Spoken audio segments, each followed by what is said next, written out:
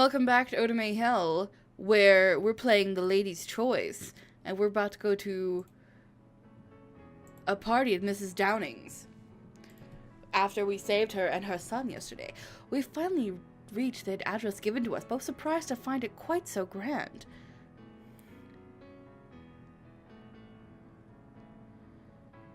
Actually, seriously, what the heck? What am I looking at? There's so many doors. Well, this is nice. I like the yellow. I like the wallpaper in the other room. I like the floor. I like the patterns on the vases. That's not bad.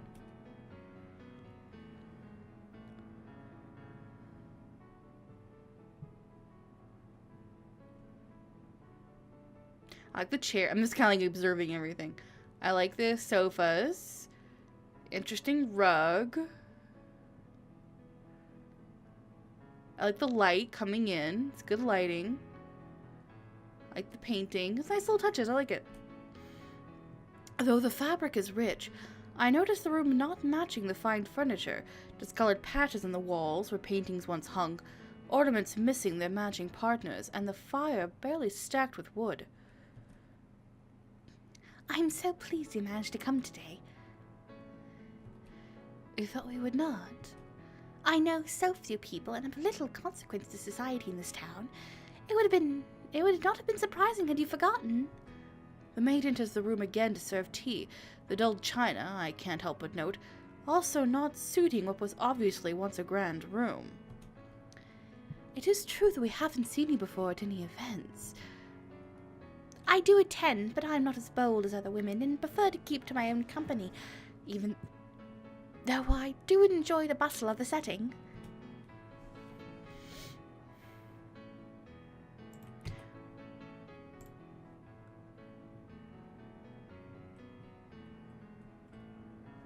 One sec, hold on.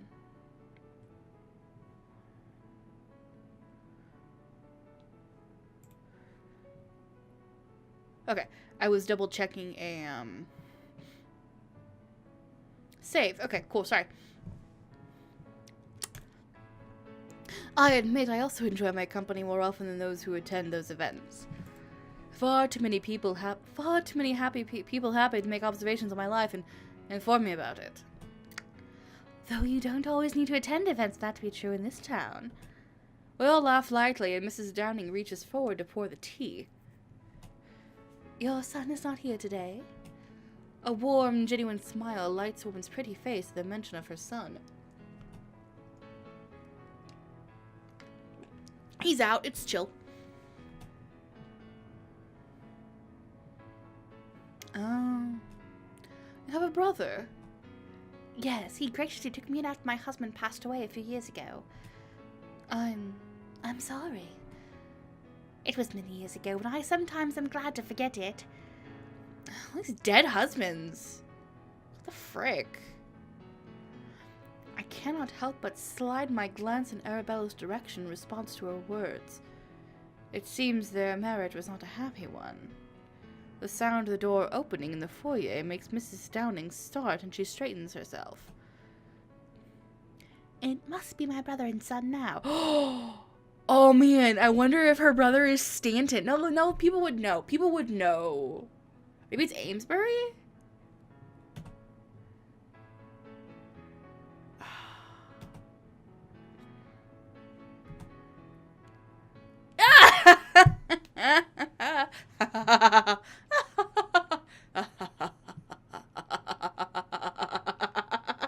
Sorry.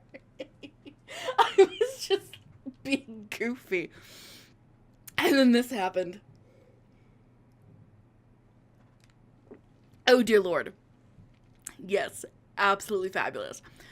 We all turn to look at the doorway, and my heart leaps into my throat to find a familiar figure stood staring at me in shock from the doorway. I know it would be best to speak, but I seem incapable of voicing anything in that moment. It is Stanton who breaks the silence. Miss Gloucesterbury, Lady Ashbourne. I didn't realize we were to meet. though I cannot deny the delight of the surprise. Yeah, hell yeah, you can't. He manages to school his shock into a smile, and a shiver passes over me to find his gaze not move from mine the entire time.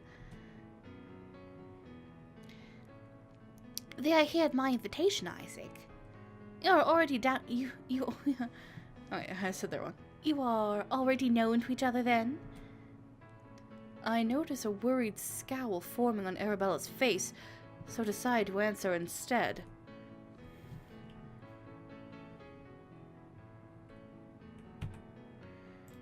Ooh, I'm thinking about playing it cool.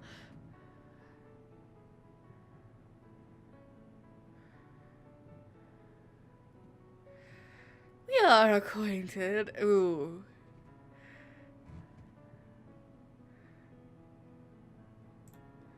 We are acquainted. Indeed, that is true. In fact, we are quite good conversation partners. I nod in response to his words, though barely hear them, his gaze steaming away any clear thoughts I may have had. It's not until Mrs. Downing speaks that my mind clears. That is most wonderful. It was truly my hope to become good friends, and now I find we are already closer to that desire. Oh, Isaac, then is this the lady you've spoken of so often? Oh, look at Arabella's face. She's so bad.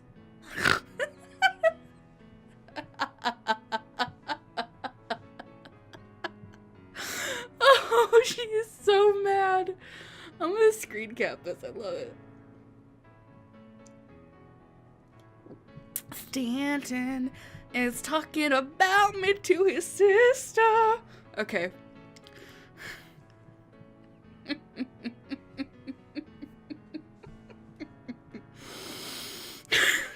Hold on a sec.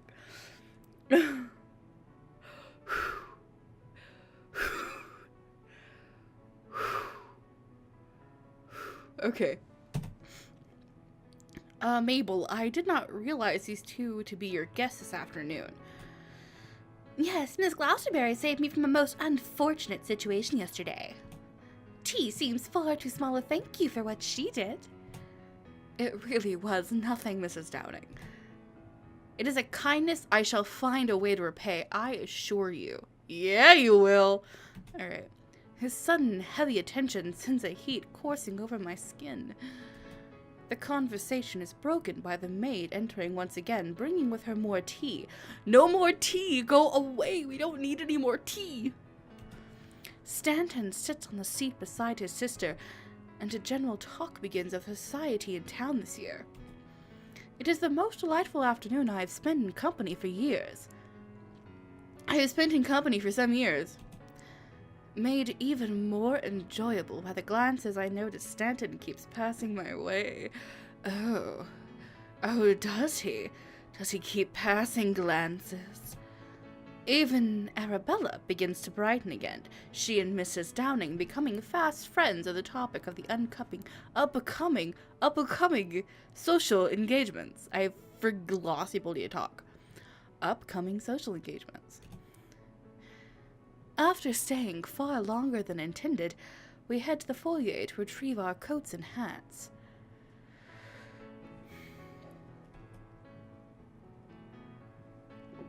As Arabella and Mrs. Downing, who now insists on being called Mabel, continue to chatter seemingly without taking a breath, I move to take my cape from the maid.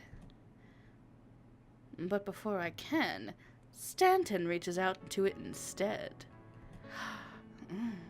If I may? Yes, you may. I turn around, my breath catching when his fingers glance. No, I read that the first time.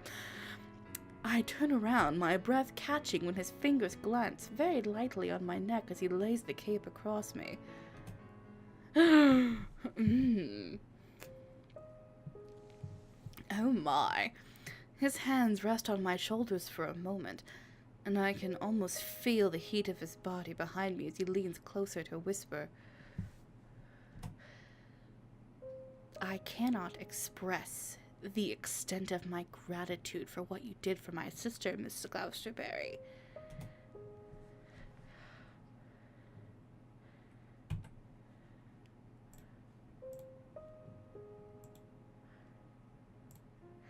You see, Lord Stanton, I am capable of saving ladies in distress, too. Something I shall remember in the future. I will find a way to repay you. Yeah, you will! I keep saying that. His voice is low and deep, the sound of it like velvet, and I almost forget there are others surrounding us. We should really be leaving, Ashe.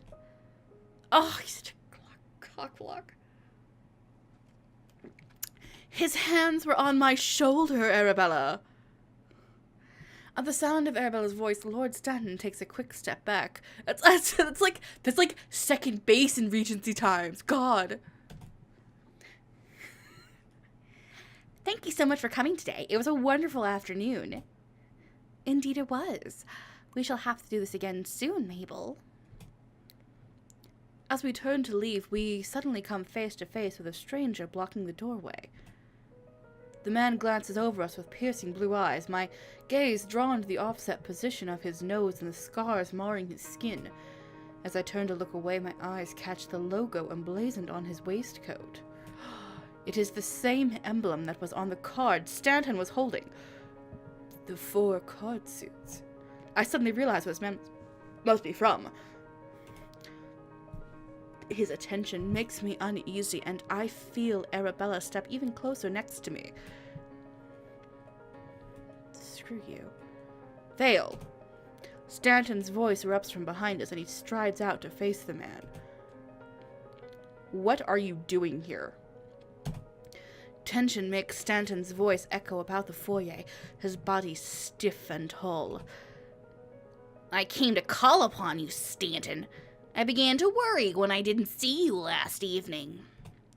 Stanton's frown deepens before his expression softens and he turns to look at us. I apologize for rushing you. Say nothing more, Lord Stanton. We were hasty to leave as it was. Arabella practically drags me from the house, but I cannot help glancing back to see Stanton watching me leave, a worried frown on his face. As we walk home, it's hard not to notice Arabella's fretful frown being constantly placed upon me. Why are you staring at me in such a worried way? I cannot believe you truly need to ask that question to know the answer. She tightens her arm around mine and lowers her voice. I saw the way you and Stanton were gazing at each other over tea. Oh, did you? Did you see the way? You know what? Says the woman who is all up over that soldier, right? Like, come on, you are not innocent in this. I blush to think what would have happened between the two of you had I not been there had there not been company present. I'd watch that. Maybe we would have kissed. Ever think of that? Whatever. Next time on Otome Hell, I give Arabella what for, because she needs to chill her jets. Thank you very much.